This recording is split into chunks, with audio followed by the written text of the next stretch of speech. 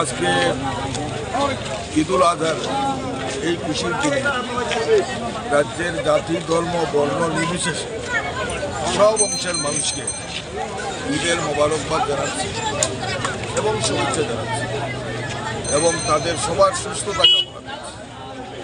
আমরা আল্লাহর নামে আজকে আমরা কুরবানি দিই।